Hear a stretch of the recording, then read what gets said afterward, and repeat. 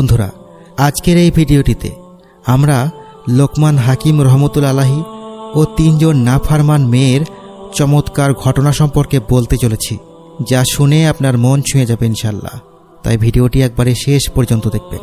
হযরত লোকমান হাকিম রহমতুল্লাহ আলাইহি ছিলেন পূর্ববর্তী জামানায় আল্লাহর একজন বড় নৈকট্যশীল বান্দা, কিন্তু তিনি ছিলেন একজন গোলাম। যখন ওনার মালিক ওনাকে বিক্রি করার জন্য বাজারে নিয়ে গেলেন, তখন অনেক খরিদ্দার ওনাকে কিনতে চেয়েছিলেন। যখনই কোনো খরিদ্দার লোকমান হাকিম রহমতুল্লাহ আলাইহিকে খরিদ করতে চাইতেন, তখনই তিনি তাকে উদ্দেশ্য করে বলতেন যে আমাকে কোন উদ্দেশ্যে খরিদ করতে চাচ্ছেন। তখন সেই ব্যক্তি কোনো না কোনো উদ্দেশ্যের কথা তাকে বলতো। যখন লোকমান হাকিম সে লোকের কারণ শুনতেন, তখনই তিনি তাকে বলতেন, আল্লাহর ওয়াস্তে আমাকে খরিদ না করলেই ভালো হবে, কারণ আমি আপনার কোনো কাজেই আসব না। এই কথা শুনে খরিদ্দার তাকে না কিনে অন্য একজনকে কিনে নিয়ে চলে যেত। এভাবেই চলে গেল অনেক দিন। একদিন এক খরিদ্দার লোকমান হাকিম রহমতুল্লাহ আলাইহিকে কিনতে চাইলে তিনি তাকে বললেন, আমাকে নিয়ে আপনি কি কাজ করবেন?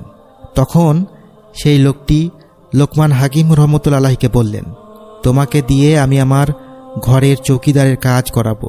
এই কথা শুনে লোকমান হাকিম চুপ হয়ে গেলেন এবং বললেন ওনাকে কিনে নিয়ে যেতে।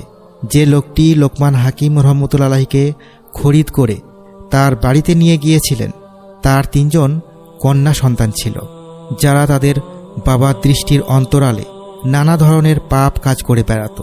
বাবা তাদের উপর সমস্ত ধরনের শাসন করা সত্ত্বেও যখন তার কন্যা সন্তানেরা সঠিক পথে ফিরে আসছে না, তখন তাদেরকে একটি ঘরের মধ্যে আবদ্ধ করে রাখলেন এবং সেই ঘরের বাইরে পাহারাদার হিসেবে লোকমান হাকিম রহমতুল্লাহ আলাইহিকে নিযুক্ত করলেন। যেই ব্যক্তি লোকমান হাকিম রহমতুল্লাহ আলাইহিকে খরিদ করেছিলেন, সেই ব্যক্তি পেশায় ছিলেন একজন কৃষক। যখন কন্যাদের বাবা কৃষিকাজ করার জন্য চলে যেত, তখন তারা ঘর থেকে বের হয়ে নানা ধরনের পাপ কাজে লিপ্ত হতো। অন্য দিনের মতো সেদিনও তাদের বাবা যখন কৃষিকাজ করার উদ্দেশ্যে কর্মস্থলে চলে গেলেন, তখন লোকমান হাকিম রহমতুল্লাহ আলাইহি মালিকের দেওয়া নির্দেশ অনুসারে তার কন্যাদের ঘরের সামনে বসে গেলেন। বাবা চলে যাওয়ার পর কন্যারা ঘর থেকে বের হওয়ার জন্য নানা ধরনের তোড়জোড় শুরু করে দিল। তারা লোকমান হাকিম রহমতুল্লাহ আলাইহিকে বারবার দরজা খুলে দেওয়ার হুকুম দিতে লাগল, কিন্তু লোকমান তাদের কথায় কর্ণপাত না করে এক মনে আল্লাহ তাআলার জিকির করতে লাগলেন।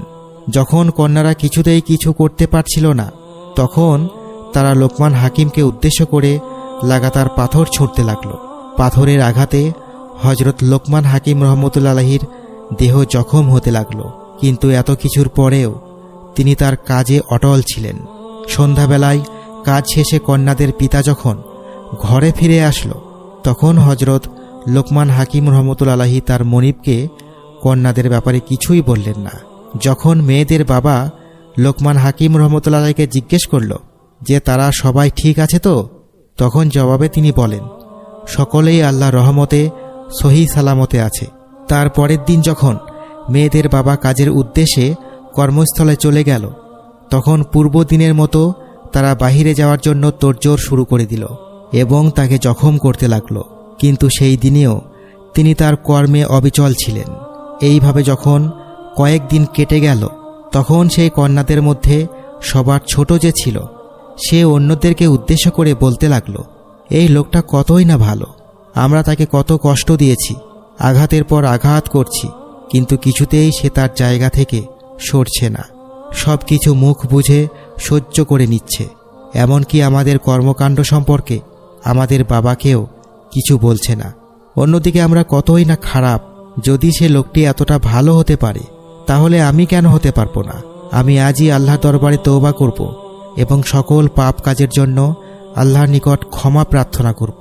যখন মেজ বোন ছোট বোনের এই কথা শুনল, তখন সে মনে মনে বলতে লাগল, আমার ছোট বোন আমার চাইতে কতই না ভালো, সে নিজের গুনাহের জন্য মহান আল্লাহর কাছে তওবা ইস্তেগফার করেছে, আর অন্যদিকে আমি এখনও পাপ কাজের কথা চিন্তা ভাবনা করে যাচ্ছি।